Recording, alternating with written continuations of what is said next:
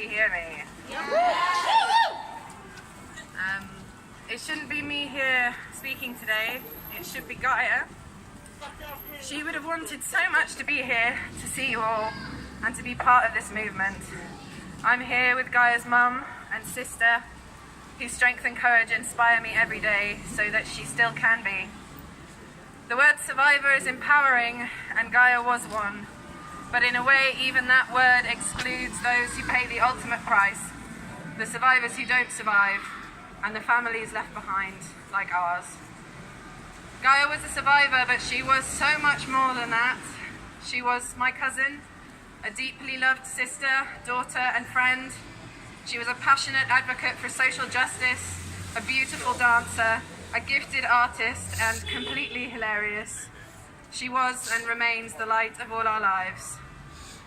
In 2015, Gaia was groomed and raped by a known sexual offender who we are not allowed to name because his privacy is protected as a civil right. Shame! For a year, she was silent, and I can't tell you what a relief it is to be in a space where we don't have to explain and defend that.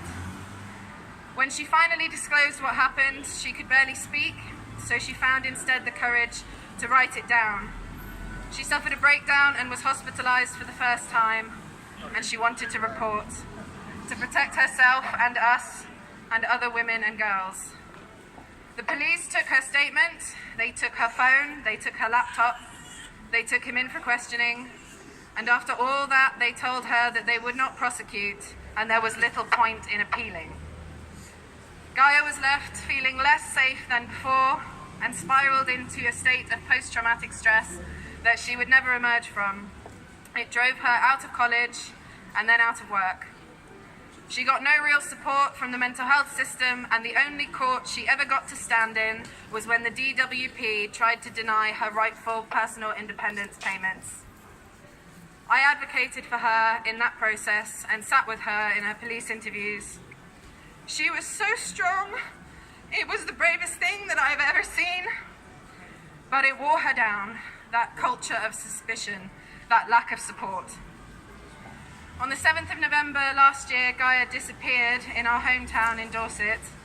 11 days later, her body was found just off a cliff-top path where we used to walk as children. She was 19 years old. Our shock and our grief have been unspeakable as our rage.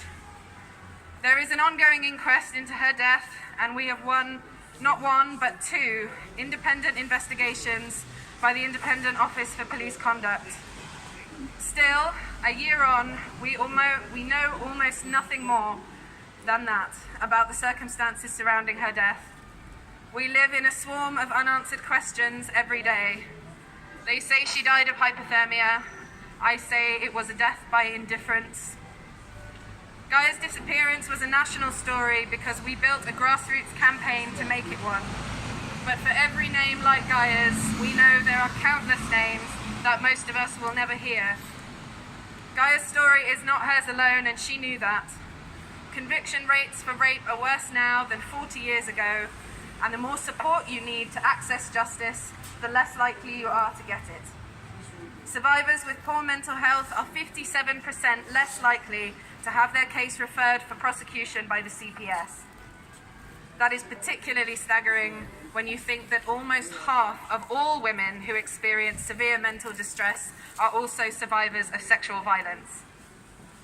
Access to justice has become a privilege for those who can afford it, and so has access to recovery. Where survivors are being let down by the criminal justice system and let down by the mental health system, lives like Gaia's are being lost. Days after her body was found, the Find Gaia Facebook group, which was amazing, became Justice for Gaia. We are fighting to find the truth and justice for her and campaign for the change that she believed in and that brings us all together today.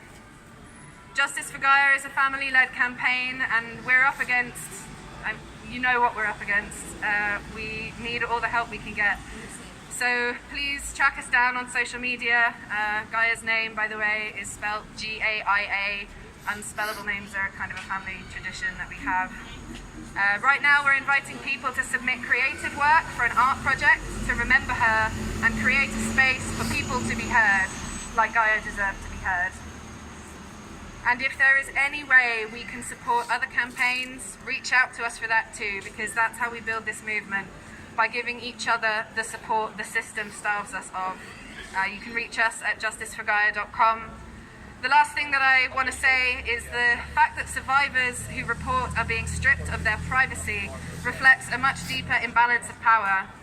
This too is why life-saving support services are being torn up by austerity cuts. They cut, we bleed. We are living in a world where power and profit come before justice, and that must change. All the rights that our mothers and grandmothers fought for are under attack. We have to fight back. For ourselves, for each other, for the future, and for all the sisters we've lost.